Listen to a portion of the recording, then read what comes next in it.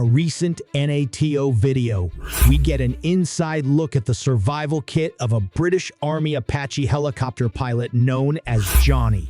The Apache, a formidable attack helicopter, is a crucial part of the British Army's arsenal, with 67 in service designed primarily for tank-killing missions. But what happens if these pilots are downed behind enemy lines?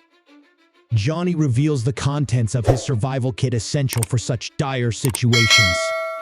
One of the standout items is the SA-80 assault carbine, the British Army's standard-issue weapon slightly modified for easier storage in the cramped cockpit. This bullpup design rifle, placing the magazine behind the trigger, is compact yet powerful, using the same ammunition as the US M401.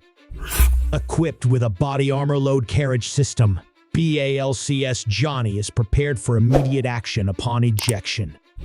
BALCS not only provides protection from small arms fire, but also houses critical survival gear.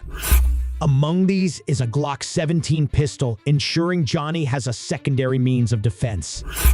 One of the more dramatic pieces of gear is the strop's simple nylon harnesses meant for emergency rescues. These straps can enable a pilot or soldier to ride on the exterior of the helicopter tied to the fuselage. This isn't just theoretical. There are real instances, like in 2007, where Apache crews strapped themselves outside the helicopter to rescue injured soldiers or stranded comrades, even engaging in combat while airborne. The entire kit weighs about 30 kilograms or 66 pounds, packing in everything from weapons to survival essentials. While Johnny's kit is tailored for the British Army, American Apache pilots carry similar gear with slight variations, like the M401 carbine and Sig Sauer M17 pistol.